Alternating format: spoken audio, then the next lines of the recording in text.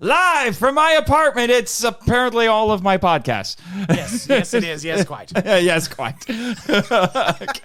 Depending on which of the three podcasts that you normally listen to, you may or may not get that joke. I don't know. It kind of pops up on all of them, but mostly it does. one. At this point, it does. Yes. But it started with another one. It did. Behind the scenes. Of course. And then it got on. By the way, hi, I'm Nathan Marchand. I am not MIFV Nate. For those who listen to the Monster Island Film Vault, for the kaiju lovers, this is going out to the kaiju lovers and the heroes of the internet and the listeners with attitude. Of course. Why not the wait, hold on. Why can't it go out to the listeners with attitude first? then maybe the heroes of the internet, and then you're killing your toys. Oh God, I'm killing my toys. Too bad we're not doing video. I'm killing my adult toys right now. By the way, in case nobody figured it out, that is Michael Hamilton, the co-host of Kaiju Weekly, the co-owner of Kaijurama Magazine. What is this? What is all these monikers I have? And my co-host on The Power Trip, and frequent guest on The Film Vault, occasional guest on Henshin Men. Yes, quite. It's all the things. I'm all the things. I'm all the things. I'm all the things wrapped into one delicious package. What's so funny right now, this is a new experience for both of us, because for the first time ever, we are podcasting in the same room. Yes, we are, and it's incredibly weird. Actually, I wrote in. I can't believe this happened. That's a good segue. I can't believe this happened. Yeah, sure. Yeah, for anyone who has not been. What is the word I'm looking for? What is the phrase I'm looking for? Paying attention. We'll say that. We'll say paying attention. We went to a little con over the weekend called All Monsters Attack. Oh, Days of the Dead All Monsters Attack. It's a spin-off of the Days of the Dead horror convention. That's fair. And the reason why we are addressing the audiences for all the podcasts is because this con, one little con, is relevant to all of them. They are, yes. Some is more relevant than others, but there is relevancy across all the things. Yeah, all the things. In fact, it's two photographs that I took this weekend. I put onto the Henshin Men Twitter, and last I checked, it was creeping up to 200 likes. Oh. I'm going viral, baby. That's 199 more likes than I expected. Of course. Yes. Yeah, jackwagon. Yes. There we go. There's the first insult. And if you're wondering what time we're recording this, it's late. Yes, it is 12:28 in the AM at the moment. We just got back probably about 30 minutes ago. Yeah, we went to Indianapolis. That's where this was held. So there's a little bit of a story behind all of this. I don't know what kind of. I mean, there's not much of a story. I don't know. Come on. We are going to be able to entertain these people. Fine. Okay. So I'm from Indiana. I think I've said that numerous times on all of the podcasts. Really? I didn't know that. Yeah. And this is in Indianapolis, which is about 2 hours away from me in Fort Wayne, Indiana. Right. And you were still FOMOing hard from not going to G-Fest. Which, for those who don't know, G-Fest is a big kaiju and kind of henshin tokusatsu themed convention that's been held every year in Chicago not every year in Chicago, but mostly in Chicago for, close to 30 years now. Yeah, I heard mid-90s. I heard someone say. I was in the lot when we were at the Marriott. I heard someone say that they had went to the first G-Fest. I believe he said 1995. Yeah, that was the first public one. Right. The first one was private in 94. Interesting. But yeah, so a bunch of us from the community went. You, for whatever reason, did not go. You FOMO'd hard, so you're like, I'm going to take my consolation prize, which is this weird spin-off podcast that wants to compete with G-Fest. To put it lightly, I was hell-bent on going to All Monsters Attack. Yeah. Because I did not get to go to G-Fest. Yeah, so in fact, you were so like hell-bent that the weekend of G-Fest, you bought a VIP pass, and we're like, dude, I don't think you quite need to do that. I did. I jumped the gun a little bit. I did. I did. I bought I was FOMOing. There we go. I was FOMOing so hard over G-Fest. I went ahead and bought the 3-day VIP pass for All Monsters Attack. And then the more I thought about it, the more I was like, well, this is the first year of this con, and I don't want to waste money on a VIP pass when it's not gonna, when it could potentially. Yeah, because we don't know what this was going to be like. We had no frame of reference for it, other than people who had been to Days of the Dead Days of the Dead, which it was. I would say it was pretty. I think our friend Matt Briquette at Monstrosity's Tokusatsu vlog told me, I would say, a pretty accurate description of what Days of the Dead was like, and it was exactly like this. Right. So we did put some plans together. Right. We were going to go for a day trip on a Saturday, which would be the big day. Right. And so you came on Friday. We made arrangements to meet our mutual friend, Pollyanny Danny DiManna. Danny Boy DiManna, yeah. Dr. Dorff and several other characters on the Film Vault himself. Yes. You really want to be his brother. I do. Or like his biggest fan or something. I desperately do. Or some little plot line that we can come up with. Yeah, we'll think of something. But anyway, so we made arrangements to see him because Danny was going to join us. We're all going to check this whole thing out. Danny's from Ohio, so he's relatively close. Right. So you drove all the way here from West Virginia, and I discovered that it's a little closer than I thought. Yes, it's about 4.5 hours. 4.5 hours, which is, like I said, I would have expected it to be a lot farther. West Virginia just feels farther away. I don't know why. It's the mountains. It's the mountains. Also, Ohio is a fat state and goes on forever, you discovered. This is true. I could have swore by the time I hit nothing but cows and corn, I was in Indiana, but apparently not. I was still in Ohio. Yep. I think when I finally hit Indiana, I drove maybe 15 minutes, and I was already. Yeah, Fort Wayne's pretty close to the state line. Yeah, for sure. Yeah, but that just cracked me up because I warned you. I warned you when you called. I'm like, I've driven through Ohio several times. Get used to seeing Ohio a lot. Yes, it just never ends. Which is fine. I like this part of the country. It's open. I know we're really flat compared to West Virginia. You guys until you go to Brown County, then that's we took all the hills and put them in Brown County. Right. Well, technically, you guys are a part of the Ozarks, but I don't see it. I don't see it at all. But yeah, I actually enjoyed my drive. It did not feel as long as I was expecting. I actually got a late start. I meant to leave way earlier than I did, but due to technical difficulties, we'll say, I had to actually do some work for my day job too, for longer than I expected to, and then had a little hold up at the bank, getting some cash because I didn't want to come down to the con without a little bit of cash on me. So that held me up, and then I did not get on the road until almost lunchtime. So yeah, which was fine for me because I was getting stuff ready around here. I was binging more Omega Force. Oh, come on. It's not that bad. Yeah, we have, listeners with attitude. You've got a pair of very interesting episodes coming up. Well, let me just say this. What we watched together yesterday was we'll get to that. Was very enlightening. We'll get to that. We'll get to that. So you finally got here around about 4:30 or so. It is 4:30. 4:30 or so. I made sure to call you up when I thought you went about 15 minutes before you were supposed to arrive so I could coach you to get there because nobody could find my dang apartment. I give them the address and they couldn't find it. I didn't need to be coached at all. Yeah, but I was making sure. Yeah, I know. You're just a mama bird. Mama bear, more likely. You think of yourself as a bear, but I see you as a ferret. Anyway, moving on. So I got you here, and then because I had to, we recreated the Predator handshake. And, of course, I screwed it up. Yeah. You knocked on the door, and then I opened it up, and they said, Michael, you son of a jet! And then...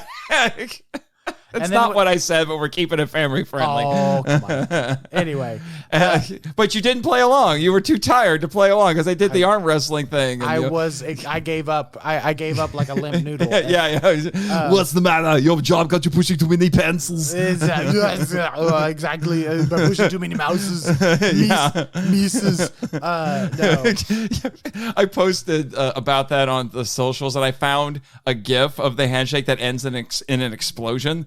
And we got so many jokes about that. Like Kaiju Kim, our friend Kaiju Kim, was like, how did the world survive? And I'm like, I don't know. Danny said, I think the tectonic plates in Fort Wayne are shifting. Under the weight of our ego. Yeah, the two big personalities in one room. Very big personalities. Yeah. And our friend Jamie, for the power trip, was like, I didn't know you guys were built like brick houses. Thank you, Jamie. I appreciate that. I thought I was built like mashed potatoes, but okay. But yeah, so we took care of a few things here, got you unpacked.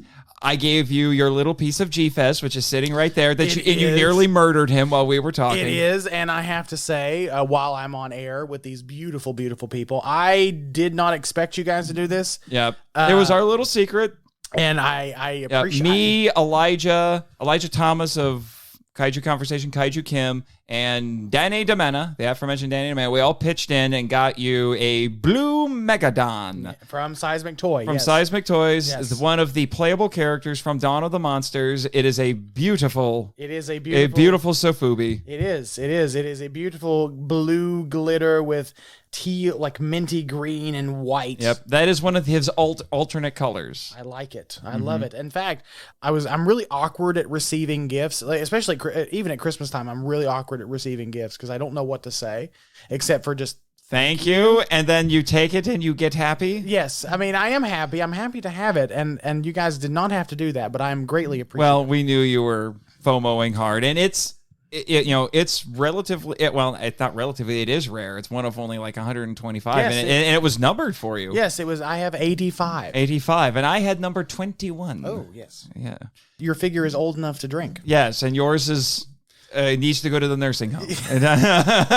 Or run for president. One of those. And then you surprised me and you gave me a couple of gifts. So here's, I already have the Playmates Jet Jaguar and you gave me the Bandai Jet Jaguar. Like, oh my gosh, you gave me the Bandai. I did. I was very happy. That is my personal. That came from my personal collection. Yeah, there you go. So it has been loved and adored and appreciated ever since. Yeah, but then you also tried to give me Megalon, forgetting I bought Megalon at G-Fest. I was trying to remember what you bought. I knew you bought the guy. I know you bought the I know you bought the Bondi Gigan, but I wasn't sure if you had the Megalon, so I brought Megalon just in case. And then I just pointed to my shelf and said, "Dude." Well, I was trying to be generous. I know, I really appreciated it. I will find Megalon a home. I'm sure you. Yeah, will. And then you.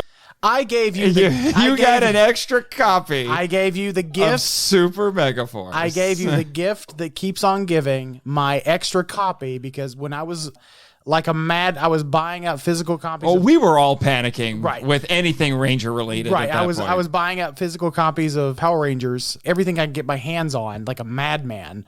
So somehow I ended up, because I bought a bundle from a private seller that had the two pack, the combo pack of Samurai and Super Samurai and some others, and Megaforce and Super Megaforce was in that bundle as well. So I ended up with 2 copies of Super Megaforce. Yeah.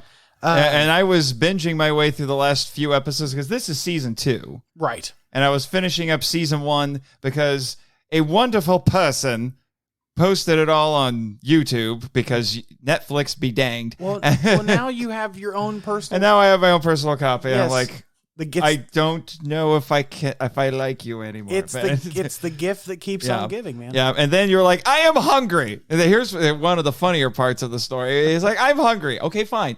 Let's go over to a regional pizza chain and we'll get ourselves some pizza. I fired up that app and I got us some wings and some pizza. And you sure did. And then we hung out a bit and we went to go pick it up and you tapped that app like a champ. Yeah. Yes.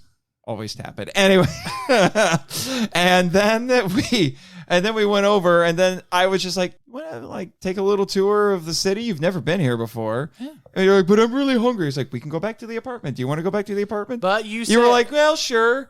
But then they're like, okay, sir, fine. I remember you.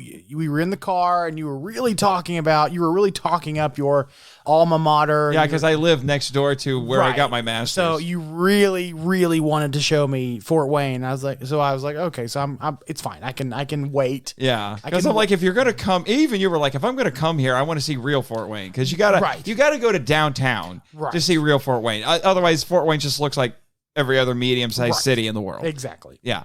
So we're like, okay, we're gonna do this. So we went to downtown. I showed you downtown. So I showed you some of the sites. Showed you where I got my undergrad, went to what was left of that campus. And if you had that bell on your bingo card, listeners, gratitude. There, undergrad. There we go. Yeah, and then I showed you the old fort and the actual fort. We're called Fort Wayne because we're named after an actual fort. And surprisingly, it's not made of pillows. Yes. Yeah, we know how to build them around here. Yeah, so I showed you the sites basically. It's like, hey, look, see, we do have tall buildings. We have a couple of them. We have 250,000 people who live here. See, we have tall buildings. So that took a little longer than I was expecting, but I took you around. I showed you the War Memorial Coliseum. You did. I was trying to show you all the main highlights. All the main highlights, and stuff. Then we came back, and then you got distracted by Vidya games. Vidya games. Yeah, you were like, I want to play Battle for the Grid. I'm like, do you really want to play Battle for the Grid? I did, and I sucked at it. But it's yeah, get good. Yeah, I need to get good. So about 9:30. I take that back. About 8 o'clock, I said, "Hey, you want to eat?" And he said, "Yeah, we'll eat after we play like a couple things of Battle of the Grid." So it's like 9:30 going on 10 o'clock, and I'm like, Nathan, I'm freaking hungry. Yeah. So then we actually ate. We had to stick it in the microwave for a little while. We ate, and then we're like, we're gonna watch Super Megaforce together. But at least it was delicious. It was. It's Hungry Howie's. Yeah, Hungry Howie's. We had it was delicious. Yes, we got pizza and wings, and then we're like, we're gonna watch freaking Super Megaforce. Neither of us had seen it before, and I think we just couldn't stop watching the train wreck because we finished the whole first disc. Well, there you go. You're a quarter of the way done. Quarter? Is it 5 discs or 4? It's 4, but there's it might be 5 because I think they put Legendary Battle. Oh, so it's 5 discs. Okay, so yeah. By the way, if you don't know, Legendary Battle is the anniversary epic season finale that leaves much to be desired because we've already watched that. Right? Yeah, we watched that on Netflix, and we're like, what? It's there. It's a thing. Listeners with attitude, I have opinions, and you're going to hear them. It's a thing that happened for sure. Yeah, so we had opinions. And then I said, you know what? We need a good palate cleanser. We need to watch the Superior Megaforce. Oh, God. And so I went on Amazon Prime, and I found a 1982 sci-fi action movie. And I really wouldn't even call directed by the same guy as Smokey and the Bandit and Cannonball Run. I wouldn't even really call it science fiction, to be quite honest. They have laser cannons. On pseudo Hummers. Yeah, but it's not like and motorcycles with missiles. Yeah, it's not like science fiction. It's just like kind of, I don't know, it's like fantasy. It's like, I don't even know how to describe the damn movie. I went into it thinking, I was like, I've heard it's terrible, but I'm just like, I just want it to be cheesy, schlocky 80s action fun. Maybe it'll be like the A-Team, with a slightly bigger budget. It was padded out, and the cool action sequences were not coming as fast as I would have liked. Like, how many times am I going to watch this jet take off? It was padded out pretty hard. Oh, yeah. And there were some very odd lines. We thought that the Power Ranger Megaforce had odd lines. This one had odd lines. So what was it? I'm flying so low, if I could see a jackrabbit, I'd look it right in the eye. Yes, and then the trailer bait line, the good guys always win, even in the 80s. Where's this like, what is this? I did think, I told you, I was like, I think there are actually a few points where if I muted this and played Go-Go Power Rangers, it would work. I mean, we didn't try it, and honestly, I'd say about 45 minutes in, it lost me. I don't know if it was a combination of just me being exhausted or just not knowing what the hell is going on. It was probably a little bit of both, actually.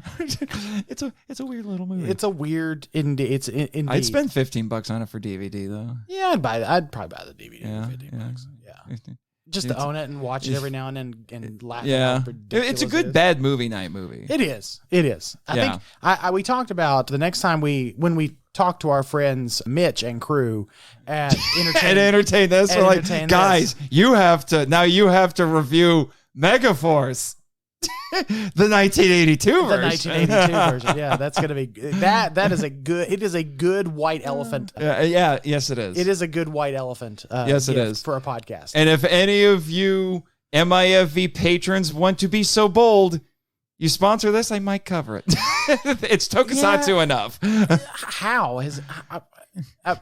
I don't think so. It's American tokusatsu. Maybe not great American tokusatsu, but it's American. Well, our friend Elijah says there's no such thing as American tokusatsu. That's because he needs to stick his head in the toilet, give himself a swirly. Wow, that's harsh. Go soak his head. Yeah. Go touch grass, Elijah. Wow, that was harsh. No, that's not an. Is it an insult? It's a little bit mean. Is it? Whatever. It just means anyway, it just means he's a big boy. It just means you got to go. It just means you need to go out and you need to go outside. Yes, and get some fresh air. Yeah, and while you're at it, Elijah, learn to run and appreciate running. Yes, quite. Anyway, okay. So we exhausted ourselves with too much Megaforce, and then we got up, we got everything ready, we caffeinated ourselves quite extensively. Let me tell you something. You take the longest out of any of my friends to get ready. I had to shave and everything this morning. Oh, okay, that's fair. You could have went with just the 5 o'clock shadow. I hadn't shaved in a couple of days, sir. I know, it's embarrassing. Anyway, moving on. So we got everything ready, and it was actually not going to take as long as I thought it would. About 2 hours. I thought it would be closer to 2.5 or 3. Hour 5, hour 45, hour 50, yeah. Something like that. And it was not where I originally thought it was going to be, because every convention in Indianapolis is downtown in the Indiana Convention Center, which is next door to Lucas Oil Stadium, where the Colts play. That's where I thought it was, too. In fact, that's where I told my friends that actually live in it, the other friends. Your coworkers. My coworkers, my friends that live here. Because you work a job where everyone works remotely, and yes. Actually they work across the country, too. Yes, we do. I think we have several people that work across the country. We have one that works in Hawaii. Jealous of you, Beige. You'll never listen to this, Beige, but I'm jealous of you. But yes, I had made arrangements to also meet my friends for lunch since I'm in town, and I told them that it was at the convention center. And we'll get there. We'll get there because that is a little bit of a tangent. That's a tangent for me. So yeah. So we got there, and everything was a heck of a lot easier than I thought. Very much there, because I was expecting I'm going to have to find a parking garage and fight traffic and downtown and everything. And I was even working, so we started a little later than we would have liked. Mm-hmm. And even though we did was that Marchand. Yeah. Even though we did get there a little later than we thought, all I had to do was pull into the hotel parking lot. They didn't give us any grief. We didn't have to pay extra. We just parked and we were done. Yep. Got out of the car, went in, found the con. Easy peasy. Got registered. I thought we were going to have to stand in line to get or give our tickets and get registered, but nope. It was just walk up to the table and let them scan. Yep. Yeah, and this convention was interesting. I've gotten a little too used to going to bigger conventions, I've realized. I've been to conventions that were like this before, but they weren't 3 days. Mm-hmm. They were usually 1, maybe 2 day cons. And even then, if they were contained to one room, they were still usually in bigger rooms. This one, it was mostly in one with some events in a ballroom across the hall. Right. Yeah. For things like panels and the costume contest and things like that. And it was weird. And we went in there and it was remarkably low key. Mm-hmm. Oh, it's very relaxed. I was almost taken aback. Oh, it was the Marriott Hotel. Yeah, Marriott Hotel. When I walked into the convention hall for the Marriott, I was kind of taken aback because I have not been to a con since I'd say 2018. Mm-hmm. 2018. Because the last con I went to was Huntington Comic Con in my home state of West Virginia, in Huntington, West Virginia. And that one is a bigger con. Mm-hmm. It's a little bit of a bigger thing. They take up the Big Sand. It's a arena there. Mm-hmm. It's an arena downtown called the Big Sandy Arena. Mm-hmm. And they take up the whole weekend there.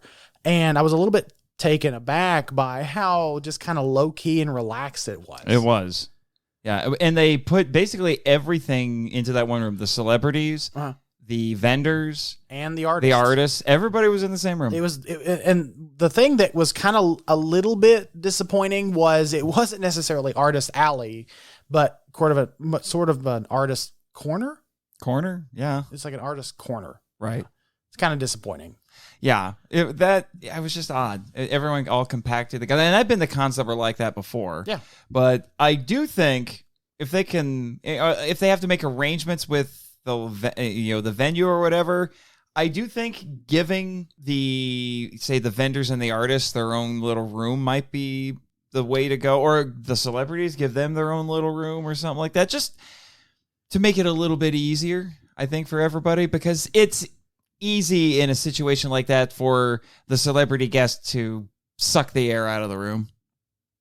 It is. And I think we were talking with a few people that were saying that, we were talking with a few artists towards the end that were saying that it was a little bit disappointing for them because they kind of got they felt like they kind of got pushed to the side. Right. Yeah. And we talked about this, while we were there, we talked about this a lot. We haven't talked about this on Cast yet, but the lead up to it, there was really no promotion. Yeah. And they had promotion, but it wasn't I wish it was a little bit better. Like we thought, I think really up until a few weeks ago, that it was just going to be celebrities and shopping. Yeah. That was it. That's what we thought. In fact, we had a whole plan put together. Like, what are we going to, we have one day to make the most of it. What are we going to do?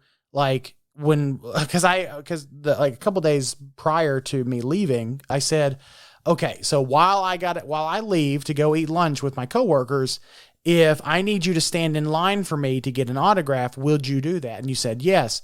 Because I was expecting this thing to be, because they had the guest list was phenomenal. Yeah, see, and that the guest list is precisely why this has to go out to all 3 podcasts, because they had a guest lineup relevant to all of them. Oh, yes. Yeah, are you looking it up right now? Yes, I am. Yeah, actually. Okay, yeah. Let everybody know.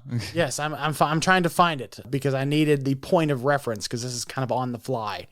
So anyway, we had Ben Furuya, who played Ultraman, and he was in Ultra 7 as Ultra 7. That's the Henshin Men connection, and those 2 pictures I got with him are what are going viral right now on Henshin Men. We had on the Twitter. We had Motokani. I'm going to butcher this. Nakagawa. Yeah, who is Kiryu. He's a suit actor for Toho. He was in a lot of Millennium Godzilla films as various monsters. Mm-hmm. And most notably Kiryu. Yeah. We also found out he did work in Super Sentai. Yes, in fact, one of the villains in Megaforce. Yes, we just saw, he played, so we saw him. Yes, we did, and I did not realize. And he was playing a woman. Yes, and we also had Miss Linda Miller, who is sidebar. She is an incredibly lovely woman. She is. So this is a long list of Film Vault relevant guests. I actually tried to get her on the Film Vault, and it didn't quite work out. And when I was reaching out in a Facebook group, this is all the way back in season 1, people, I was asking, hey, what are some good resources on King Kong Escapes? And then she just pipes in. She's just a normal person on Facebook. In this Facebook group, she just pipes in and says, "Hi, I was in the movie." I'm like, oh my gosh, it's Linda Miller. Yeah.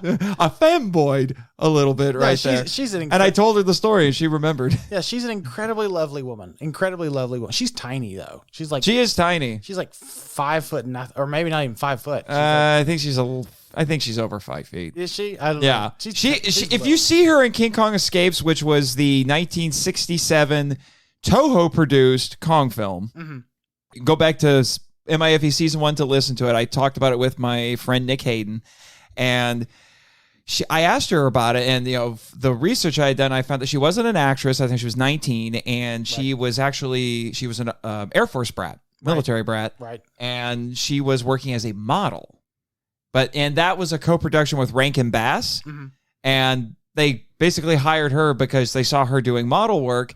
And what saddened me as I found out, because she was only in one other movie, which was The Green Slime, which I have never seen. Yeah, it's a wacky little movie, let me tell you. But she's hardly in it. She's in one scene, but she told me that just a few years after that, she got out of it. And I asked her, "Well, did you ever work as a model when you came back to the United States?" She's like, "Nope." I was like, "Why?" She said, "I'm too short." Yeah, but in Japan, she could get model work easy. I'm like, what is wrong with people? Some of the cutest girls I've ever known were your height. Yes. And then we had Hurricane Ryu.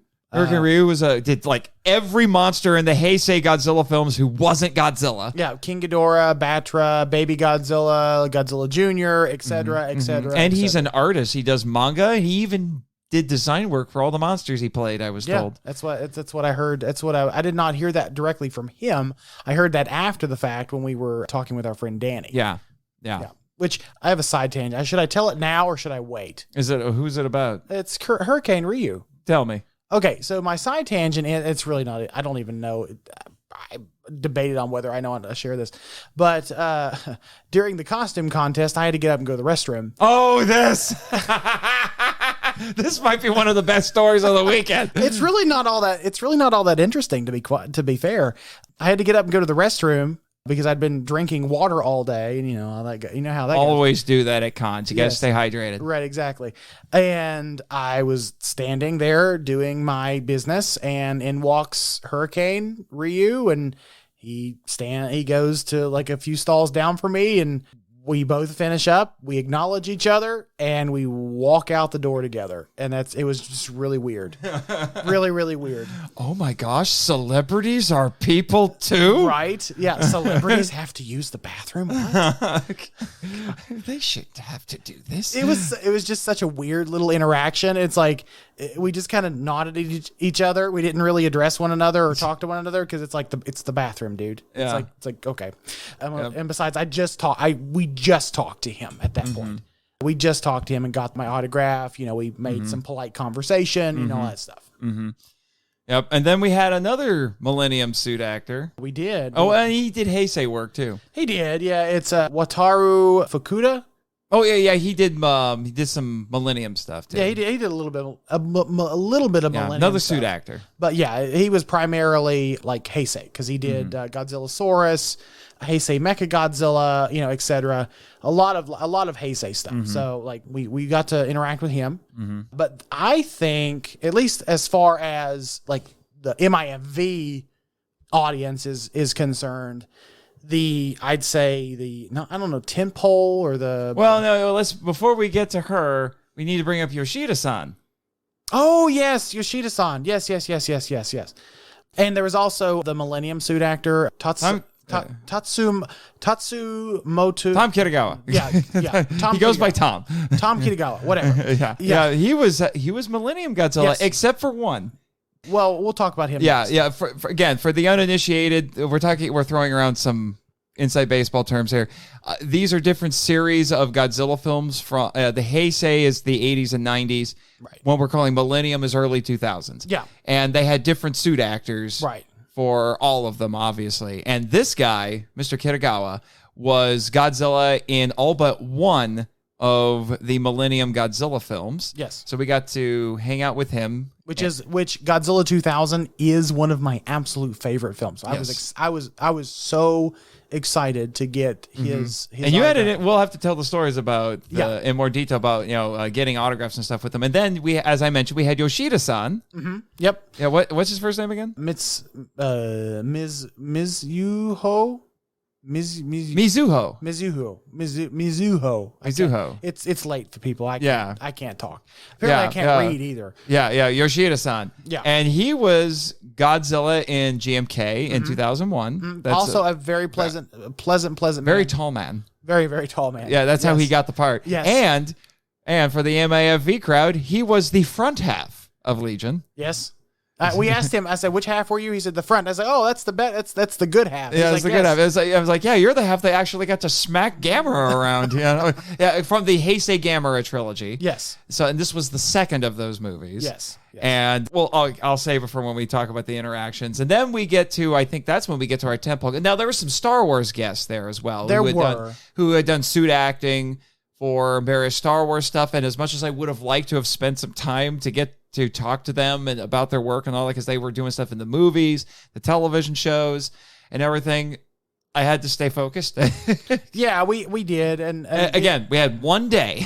We had one day, and we really wanted to focus in on the monsters and the tokusatsu and the Henshin hero stuff. Yeah, now we get to because now we're getting to the big ones. We are to the tentpole guests. We are. So there's three of them. If you've ever watched a little trilogy of films known as the Gamera Heisei trilogy, from the 90s, you will be familiar with a young lady, and her name is Ayako Fujitani. Ayako Fujitani. I cannot read tonight. I'm so sorry. You're less dyslexic. I understand. and you're just a. We're getting some jet action, and we're not even on the island. Oh my gosh! Right. So I mean, that's why he's here, right? Yeah, so I got him right here. What makes Miss Fujitani's appearance there went jet so important is apparently this is her first ever convention. Period. To this little con in my home state. I couldn't believe it. This was just wild. I'm like, you're Gamera's best girl. Yes. And this is her first time ever. Yes. And she is a incredibly lovely woman. Yes. My gosh. And she speaks English. Yes. I didn't know that. Although she said in her panel that she didn't learn English until like 20 years ago. Mm-hmm. Yeah, she speaks it very, very well. And I was a little surprised because her dad is Steven Seagal. Mm-hmm. Yeah. Yeah, I wanted to ask her about her dad, but I didn't. I don't know what her relationship is like with her dad, but I've kind of read between the lines in her biography, and I'm kind of like, probably didn't go well. It probably not, but no, she is an incredibly, incredibly charming woman. It's very, very. It was a very, very pleasant interaction. Yeah, well, in which we'll talk a little bit more about this. So that was one of the things. Like, I'm going. Yes, I have because for those of you who've listened to the Film Vault, I adore the Heisei Gamera trilogy. I spent 3 episodes gushing over it with a bunch of my friends for Guardian, Dallas Mora for Legion, and then our friend Kaiju Kim for Gamera 3. I adore those films. So getting to meet her was. Yes, very, very. It was very, very special. It was very, very special. Also, very, very special. We got to meet Ultraman. Bin Furuya. Bin Furuya. Yeah, which is again. I think we mentioned that before. We did. We mentioned that. Yeah, we should mention it again because it's Bin Furuya. It is incredibly important. That is like. He was the best dressed. First of all, he was the best dressed guy. Yeah. Well, again, let's rattle off the guest list, and then we'll talk about interactions. Right. Now we got to get to what's relevant to the listeners with attitude. The power trip. The journey through the power We almost had 2. Yeah, it was a little disappointing that Johnny Young Bosch had to back out at the last minute. That man has done so much. And he's multi-talented. Good Lord. Oh, incredible. But martial artist, voice actor, musician, just face actor, period. He's done a lot. But we got to meet one of the OGs. We did. We got to meet Austin St. John, the original Red Ranger. Yes. Yes. That was a big name. It was. Yeah. It was a big name, and he constantly had people at his table. I was a little bit surprised that his line was not longer, to be honest. I was surprised by that too, and I would have thought with Austin St. John, Ayako Fujitani, Bin Furuya, those names alone. I mean, the suit actors are not going to be as big of a draw, but those 3, I'm like, you're going to get a bunch of people. And I understand Bin Furuya is also I don't want to say, no, he was a face actor as well. He was on Ultra 7. But he made a name for himself being a suit actor for Ultraman, because those of you who don't know, when it comes to the tokusatsu superheroes, they have 2 actors. They have the face actor, who is the secret identity, and then they have the suit actor, because Japanese superheroes, they wear helmets or masks or something like that, so they can use a completely different actor. Yeah, exactly. And he was the original Ultraman. Yes. In 1966, and he did mocap for Shin Ultraman. And he's an incredibly pleasant man. Yes. Incredibly pleasant man. So, we've laid the groundwork. Yes. Do we want to talk about celebrity interactions or get your lunch tirade off? Not tirade, but your tangent. Let me get my lunch tangent out of the way, because it's really not much to talk about. I had to leave. I think I left around 12:30-ish, something like that. Right before our friend Danny came. And you had never met Danny in real life before. We never met each other in real life until yesterday. Yes, I had not been in the same physical space as Danny DiManna until today. And I promised my coworkers that I would go have lunch with them, and I left. I took an Uber downtown. We ate at a really good place called the Eagle, which is this it's like a modern take on comfort food. So I had like fried chicken, mac and cheese, like sriracha. Someone's eating good. Yes, like sriracha, mashed potatoes with sweet potato casserole and all that stuff. Well, the company paid for it, so that's all that matters. The company I work for paid for it. We called it a working lunch because we did talk about a little bit of our work, whatever.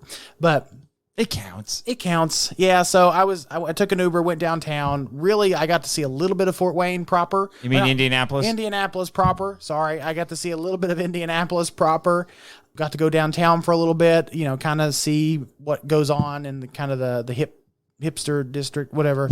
The bougie side. I was in the bougie district of India. A lot of fun though. It's good to interact with my coworkers because I don't get to see them very often, except for just on Zoom calls or whatever for work. And it was just good to have lunch with them. So yeah, I took a little tour. I stayed gone longer than I expected, but it was I was a little concerned. Yeah.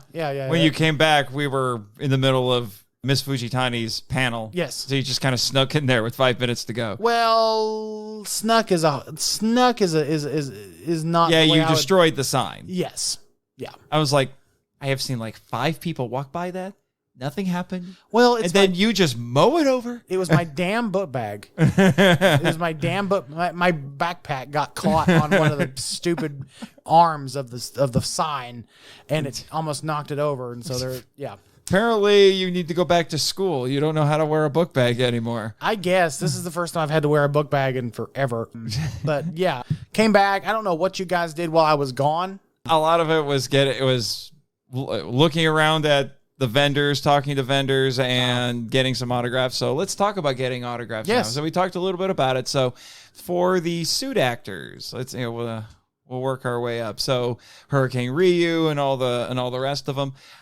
Man, we had to really manage our funding. We had to hustle. Yeah, I've talked with Linda Miller and had a pleasant time with her. She remembered the interactions on Facebook. And I asked her a few questions about working on the movie and all that. We had a very nice conversation. And then I told myself, all right, now I need to actually get your autograph. And stupid me, I remembered to bring something for everybody to sign except her. I have a copy of King Kong Escapes that needed to be signed. Yes. And I did not take it. Yep. So I had to pick one of her 8x10s. It's okay. I felt really stupid too because before I left my apartment, the recently released Waxwork Records album for King Kong Escapes. I was going to bring it with me and have her sign it, and then I was going to get another copy of it because they're still available, and have that one to listen to because the one I have is unopened, and I forgot it. Yeah.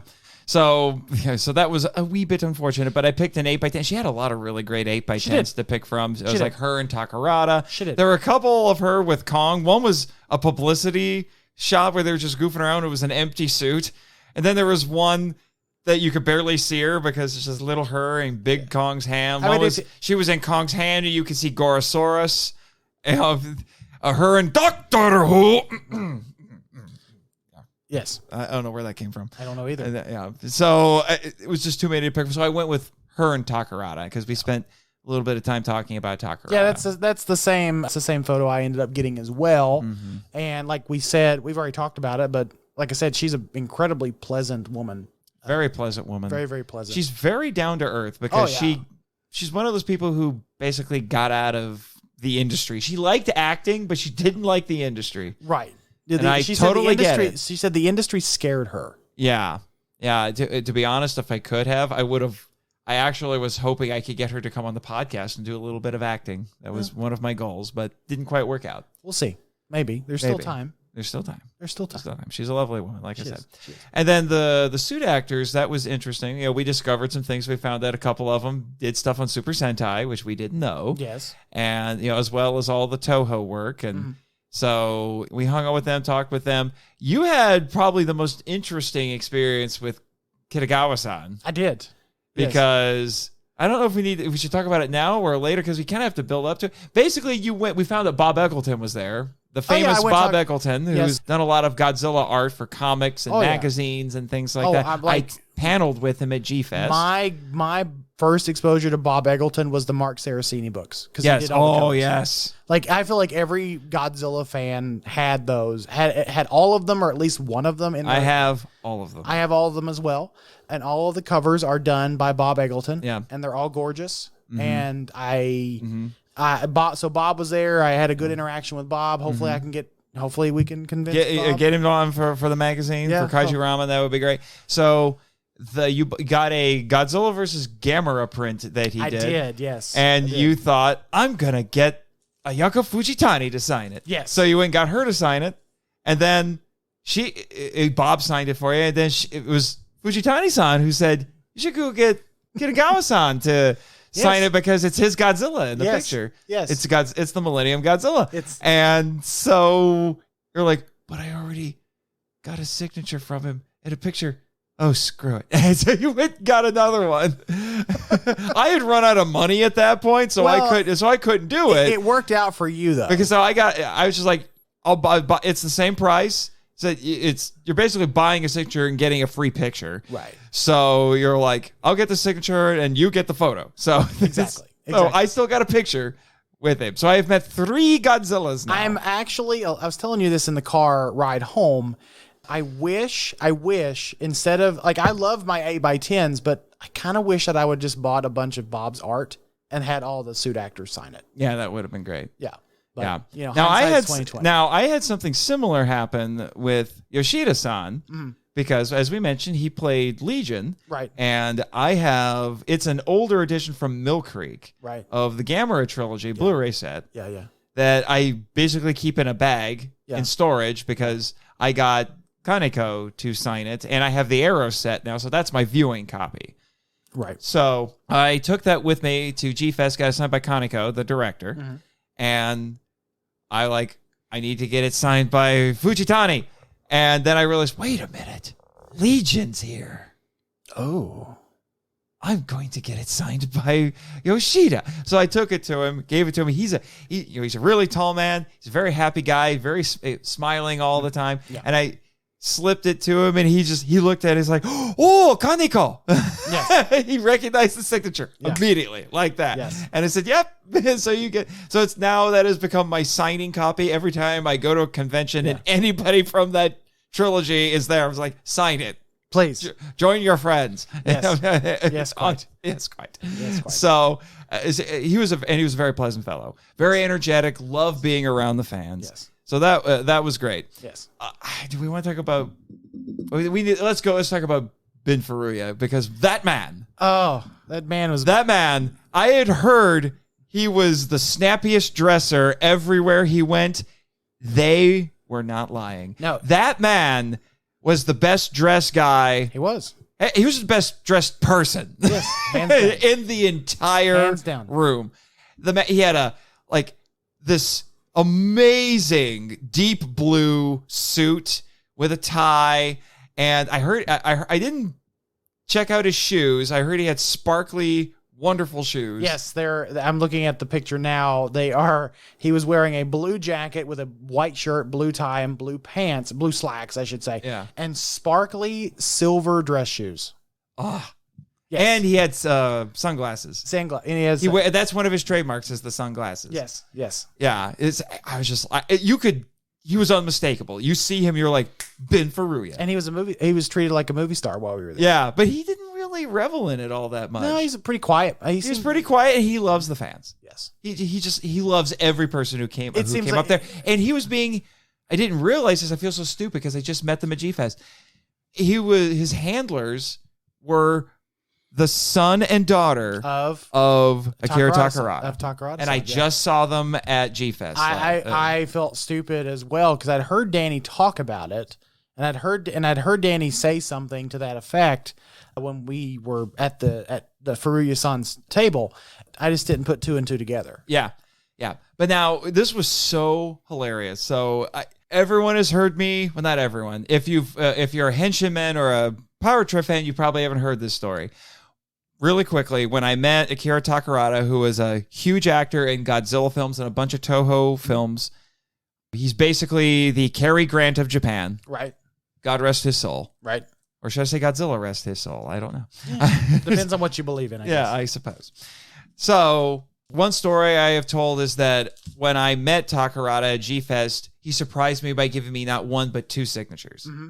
Ben Furuya did the same thing. Yes. And I had you were there. I had basically the same reaction when I talked about Takarada. I'm like, what are you doing? You don't have to do that. Yes. Because as I had I'm going to get it out right now. It's I considered several different things, but I went with the Birth of Ultraman Blu-ray, which has the original stage show that was broadcast on Ultraman Day, and then a handful of episodes dubbed into English. Right. And, with a cover by Alex Ross that was done for Marvel Comics. Right. So I had him sign the insert on the disc itself because this has a slipcover.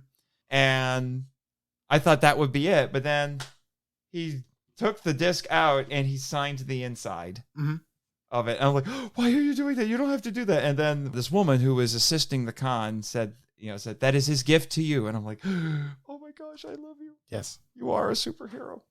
Very, very, very pleasant man. And yeah. I brought with me a Medicom. It's like I think it was like a 2010 release. It was a reissue, Medicom Ultra Base. So basically the Ultra Base that you see on the show. And as soon as he says like 7, yes. 7, because he was the Ultraman suit actor in Ultraman. And then he actually got to be one of the Ultra Guard, one of the science team members in Ultra 7, which was the next Ultraman show. Yes. After Ultra, because this is back in the 60s. Yes.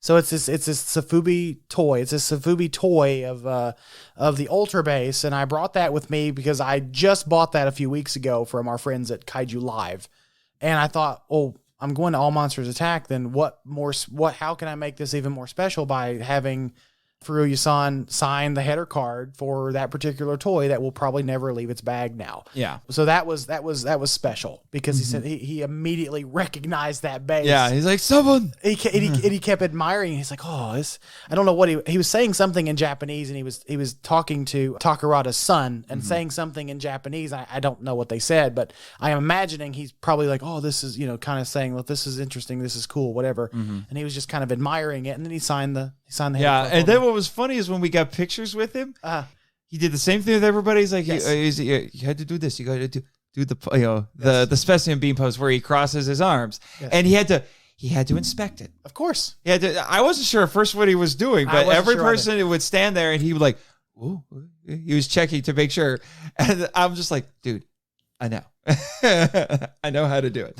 And then he would stand next to each person and he would do the pose. Yes. And he'd say, on 3, swatch. Swatch. Which is what Ultraman says before he flies away after beating a monster. Yes. So we went 1, 2, 3, swatch. It was instead of cheese. And I'm just like, it was good. I love it. It was good. It was a very pleasant interaction. And I have to share this story because I hinted at it on Twitter, on the Henshin Men Twitter.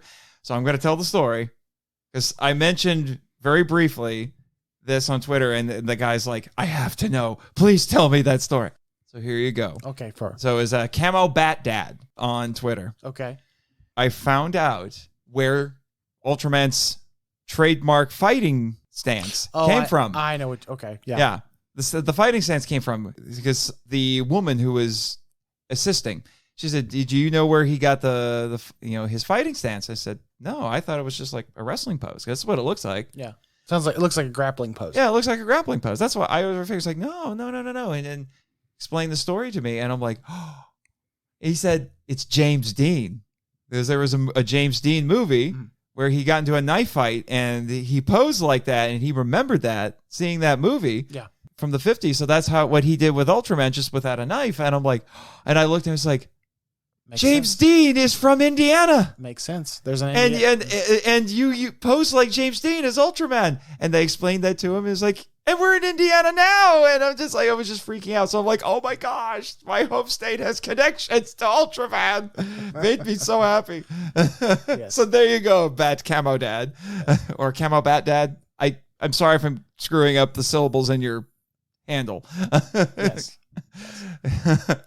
And he did the same thing with you. He's like, he inspected your swatch. I wasn't sure what he was. Your specimen beam. Yeah, I wasn't sure what he was doing exactly. He had to make sure it was right. Right. He was throwing me. He said, I was doing it, and I was a little bit taken. I was like thrown off a little bit by what he was doing. He said, no, this. And he literally just takes my hands and positions them in the right correctly. Yes. No, very charming man. Very, very, very, very pleasant interaction. Like, yeah, he really is a superhero. I told him while I was there, and they did relay this for me. The Takarada's son in Japanese. They said, "Ultraman's one of my favorite superheroes. Thank you very much for being here," and things like that. And So pleasant.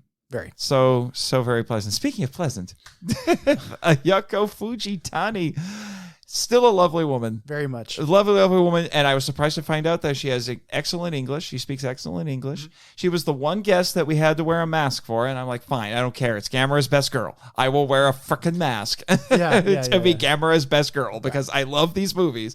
And I got to talking to her, found out that she's into screenwriting now. She's a writer just like me. Scratch that off your bingo card. I asked her what other projects that she's currently working on, and she said that she's currently working on another screenplay.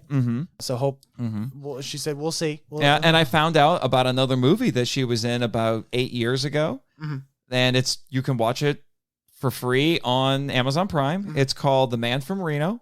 I added it to my watch list. I'm going to watch it sometime. Because I got to see Gamera's girl doing something else, And, so we had a very pleasant conversation. I got a picture with her. We got to take the freaking masks off and everything. Then we went to her panel. And that's where we met up with you. So you got to see the last few minutes of her panel after you destroyed the costume contest sign. And then you went and you got an autograph with her. I think what did you have her sign for? You had her sign the poster. I had her sign the Bob poster. The Bob Eccleton poster. I had her sign the Gamera portion of the Bob poster, and then she's the one, like we said, she's the one saying, you should have Kanagawa-san sign. Oh, we also found out that she's a fan of Linda Miller. Yes. I saw her go over and talk to Linda. Yes. For a little bit. I did. I saw her. I did see her interact with Linda for a little bit. Yeah. Oh, and something I should have mentioned. I told Linda, it's like, your character in this movie was revolutionary. You were the first Kong lady who sympathized with him. And everybody since then has followed in those footsteps. No, Kong. No. I was like, how did you approach that? She's like, oh, Kong was my boyfriend. I was like, really? I thought it was more like you were his mom. But, but hey, like I said, she was the first. Whatever gets the job done. Yep, but she was the first. Right. And so that was great. So Ayako Fujitani, wonderful woman. I loved going to her panel and learning more about her career and how she got the part and everything. She was only 13 when she was in Gamera. Young. She was very, very young. Yeah. Very, very young. And, just hearing about all of her experiences working on those films and working with Shusuke Kaneko. And she talked about working with Hideaki Anno. She was in a movie for Hideaki Anno. She mentioned that you can actually buy a Blu-ray set that's region-free, subtitled, that has that and 2 other movies that he made in it. Yeah. I wouldn't mind trying to see it now. I'm curious to see what that was like. It was from the late 90s. It was the early 2000s. I take it back. It was the early 2000s. So it was after Gamera. Right. So for those who know, Hideaki Anno is the director of Shin Godzilla, famously is the creator of Neon Genesis Evangelion, the anime. He does a lot of work in anime, but this is a collection of live-action films that he did. I believe it was called something like The Ritual. I forget what it is in Japanese, but it translated, the one she was in was called The Ritual. I've never seen it. Yeah, I've never even heard about it. So I didn't even know she had worked with Hideaki Anno. I was like, what? You worked with Hideaki Anno? Really? Oh my gosh. So the anime fan in me was pretty happy to hear about that. Yeah. Now we got to talk for the Power Trip listeners, those Power Trippers, the listeners with attitude. Awesome. Mr. St. John, Jason Scott Lee himself. Mr. St. John, which admittedly, it was a little bit of a quicker interaction than I was expecting. Yeah, there were a lot of people there. He would come and go quite a bit. He was the most expensive guest there. Oh, yeah, I know. Yeah. What did you get him to sign? I actually did not. I was actually going to bring some stuff with me, but I only got him to do an 8x10 and a photo. So that'll be added to the collection. They'll be added to the Ranger wall. And we split on the photograph. We did. Yeah, because like we said, he was the most expensive guest there. Yeah, it was like $100. Yeah, it was $100 for a photo and a signature. Right. But yeah, it was still a pleasant interaction, very cordial gentleman. That was my first time meeting Mr. St. John. I think it's actually your first time meeting anybody from Rangers, right? Yes. Yeah, that was the first time. So it was still a good interaction, just a little bit quicker and more like just I guess more professional. A little bit more professional. Although I found out I got his business card, found out about some websites that he said he hadn't really promoted before that I'm curious to look into. Yeah. And I don't know. Maybe we can get him on the show or something. We'll try. Yeah, sure. I'd be curious to, see get him on the show sometime and hear about, because he's been on, he was in Mighty Morphin, obviously. He was the Gold Ranger in Zeo. He's on Beast Morphers. He was in Beast Morphers. Oh, he was in Forever Red. Forever Red. Yeah. So he's done a lot of stuff. Not as much as JDF, but Jason David Frank, for those who don't know, who played Tommy Oliver. Right. So not as much, but he's still pretty popular. He is. No, he's the original. He's the original Red Ranger. So it was still a pleasant It was still a very pleasant and cordial interaction. Just I guess a more professional compared to the rest of the interactions that we had. We were a lot of the other suit actors, and Ayako Fujitani was kind of more willing to stand there and have a conversation and all that stuff. That was partly because I think they just weren't getting as much of a crowd. I was shocked that Ayako Fujitani wasn't getting more of a crowd. I was shocked. Or Ben Furuya, for that matter. I was shocked that there was not actual lines. Yeah. Like there was just, I don't know how to, it's really hard to describe this one. And we talked about this at the top of the show, at the top of the episode, where we really weren't sure what to expect. And the whole reason why we only went for one day is because we didn't want to, waste money going for an entire weekend and it just be kind of a disappointment. It was a smaller con. It was a little bit more low key. I don't think, looking back on it, you and I were talking about this earlier, that I don't think that it would have been necessarily worth it to us to do the whole 3 days, maybe a day and a half, if we wanted to do one day, get all the autographs and interact and meet everybody, and then the second day you shop. You look for your toys. That I could see that happening, but this being the first year of it, it was pretty low key, fairly small. So, but it was still good. And that was, I can't really necessarily ask for any better, honestly, than the interactions we actually did have. So, So we had some great interactions. We, you, me, Danny, and Danny's friend Robert Montserrat. We all went and got some. Yep. After everything wrapped up, we went and got some Olive Garden, hung out, caught up. Talked about life. Someone actually complimented your hat. Yeah. I wore my Doctor Who / Indiana Jones hat, and apparently I need to wear that to every convention I go to because everyone just looks for the hat. Yeah. Well, that's how I was able to. Yeah, and the waitress at Olive Garden was just like, "I love your hat," and then she forgot part of our order, and we're like, "It's because of the hat." I'm sorry. It's because of the hat. It's because of the hat. Yeah. So apparently, note to self: wear the hat a lot. Yeah, for sure. So. Before we wrap things up, because you always have to talk about these things, I know we talked about the autographs and things that we got, but let's talk at least briefly about the other things that we picked up while we were there, because you got to do a little bit of shopping at a con. Yeah, I didn't do a ton. I didn't do a ton either. I didn't do a ton. I thought maybe I would do more, actually shopping for figures and SoFubi and whatever. But I just didn't. I was more focused on, getting the autographs, meeting the guests. I know you bought a few things. I did buy a few things. Yeah, I did. I bought some posters, and then I bought the first edition of David Callett's book, The Critical History of Godzilla, the hard copy version, which I need to get the revised version. Yeah. But for $30 for an out of print book, for a hard copy, it's not too bad. I mean, if you're into collecting, yeah, sure. Yeah. Did you get anything else? Actually, no, I didn't get a whole lot else. Okay, I actually did not get a lot of it. Oh, I didn't pay for this, but our good friend Danny gave us a DVD, or gave me a DVD for Tiga. Oh yes, the FU Johnny's edition.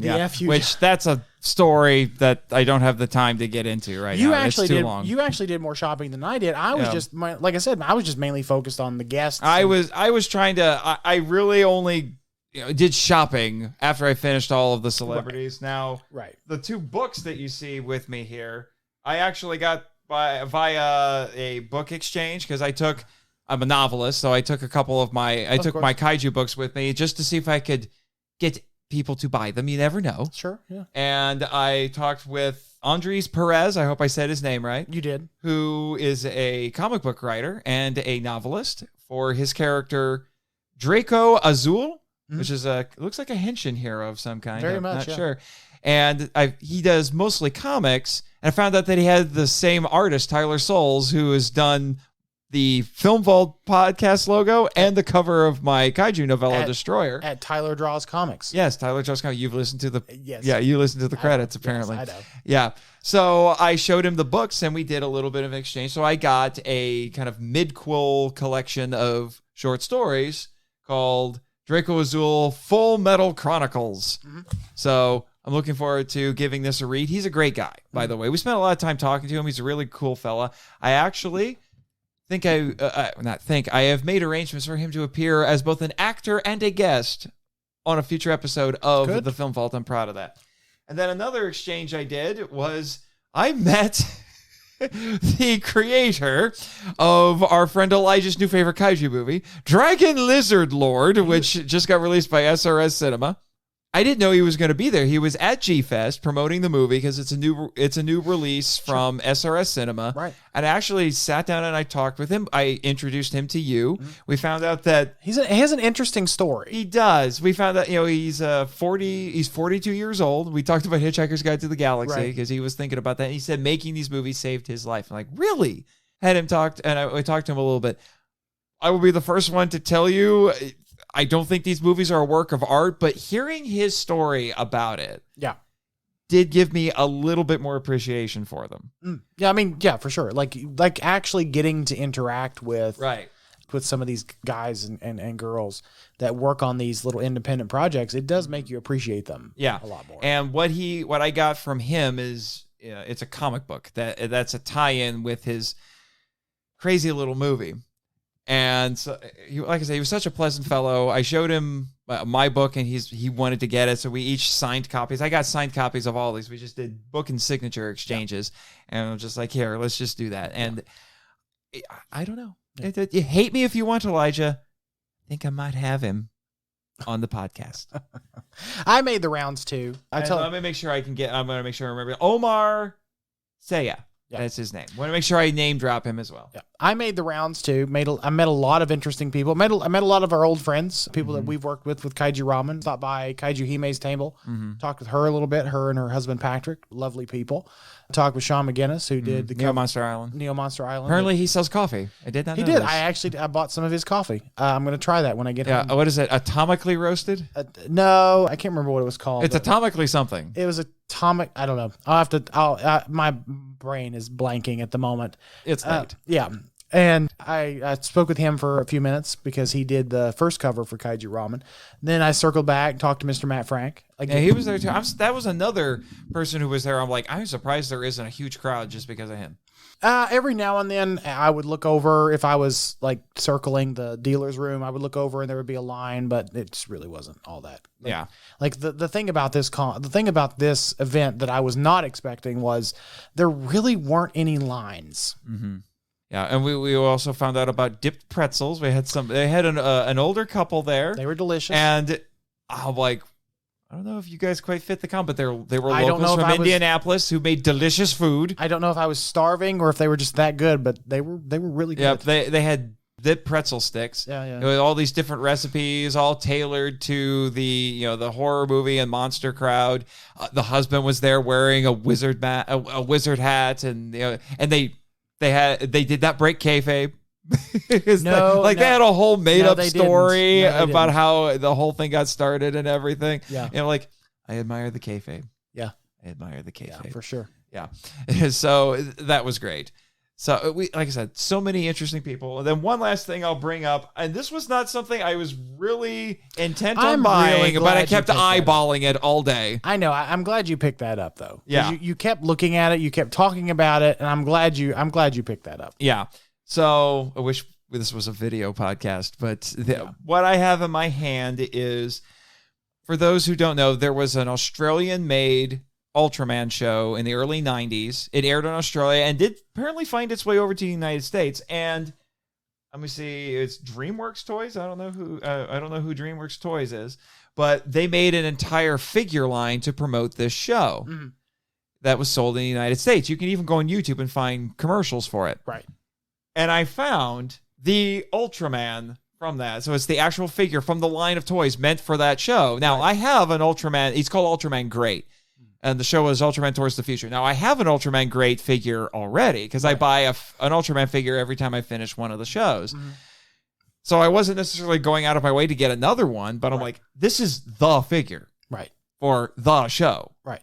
I kind of have to. You have to. Yeah. And the guy who was running the table was like, you've been looking at that all day. When I finally bought it, I was like, yes, I know. Take my money. Yes. I mean, it's $25 well spent, sir. Yeah. And I'm looking at the back now, and some of the monsters there's in the figure line were also there at a different vendor, so may have to find the monsters. Maybe. You know? And this show had wild monsters. So here's the question. Here's the $1 million question for something like that. Oh, and I forgot. Yeah, the other thing that's cool about this is that this figure is probably about 10 inches tall, and it has a smaller kind of 2 or 3 inch figure of the Ultraman host. Given how vintage that thing is, are you going to leave it in the box? I think I am. I don't know. I go back and forth because you should. I think I'm going to leave it in the box. You should. Because what are you going to do with the box? Yeah, and the box is a little beat up, admittedly. Well, there's not a whole lot holding this shut. It's vintage. Yeah. It's vintage. It's probably got a copyright stamp somewhere on the box that tells you how old it is. Oh, it'd have to be early 90s. Yeah. Let me see. 1991. Yeah. So that's pretty vintage. Like by our standards, that's pretty vintage. Mm-hmm. Like they had a bunch of Although you can tell this is definitely made by an American toy company because he is not this buff in the show. Most Ultramen are not this buff, right? Except for the American Ultraman. The American Ultraman is buff. Of course, that's how we do things. It's how we do things. And then one of the Ultramen from Ultraman Taiga is crazy huge. He's like. Huge. Yeah, he's huge. Yeah. Anyway, so I think that covers basically everything. And then we got Olive Garden. We bantered a bit more with our friends. And talked about neither one of us murdered the other on the way back. Yeah, talked about life, tried to save the world, one conversation at a time, and we drove home in a rainstorm, and I took a short nap, and we listened to the newest episode of the audio drama because it premiered today. Yeah, which was good. We weren't able to be in the chat for the premiere on YouTube because we were too busy. Yeah. It was a solid. It was a solid show. Once again, I missed something related to the audio drama because I'm meeting one of the actual original Ranger cast members. Yeah. The other time was I missed out on a big season 2 wrap up stream because I was meeting JDF. So that premiered today. So we listened to it for the first time together. We need to talk with Carl about doing an after show. Yeah. You got to hear me pick a fight with the Yellow Ranger as Rito. So it was a bad idea. Obviously. Yeah, it was a very bad idea. My shoulders are not forgiving me. If you've not listened to it yet, we won't spoil it, but yes, it was a bad idea. Yeah, my shoulders are not forgiving me right now. But at least yours is bigger than hers. Yes.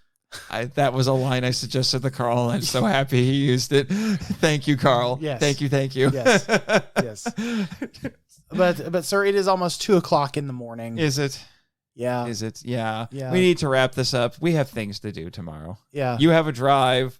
Yeah. And all that fun stuff. I have a podcast to be on. And yes, quite. Yes, quite. So hopefully we're going to sleep in a little bit and enjoy the morning before I have to ship out of here. Not sure what time I'm leaving, but it'll be sometime probably mid-morning. Yeah. Sounds about right. All right. I'll try to get this out as soon as I can to all the feeds. I hope you enjoyed this lovely little bonus episode. And for those of you who don't listen to all the shows, you should. Please check out all the shows. And while you're at it, go listen to Kaiju Weekly. Yeah. The backlog of Kaiju Weekly. And listen to Michael's other show that he never talks about anymore, where he interviewed cool people in the fandom. The Kaiju Groupie. The Kaiju Groupie podcast. The podcast that hasn't been active for like 3 years now. Yeah. But it was cool while it lasted. It was a good experiment. It was. Yeah, and now Kaiju Kim does that for us. She does. She does a better job than I did. She does. But those backlog of episodes is still there if you want to go listen to them. That's how if you can hear me interact with Danny, our friend Danny, for the very first time. Yeah, because I told you I'd talk to Danny. Talk to Danny? Yeah. That was the first time I talked to Danny. We've been friends. We've been tight ever since. Yep. Just busting your balls ever since. I bust back. Oh, I know. But all you have to do is listen to the Power Trip to know about that. Well, we're going to have to change some things about the Power Trip. You're going to turn it down, sir. No. If I get another 1-star review, I'm going to kill you. We got a 1-star review. Whatever. Same thing. Yeah, you'll live. Anyway, thanks once again for joining us for this pleasant conversation. And please, if you're able, next year, if they have it, go to Days of the Dead, All Monsters Attack. Yes. We would love to see this continue. Absolutely.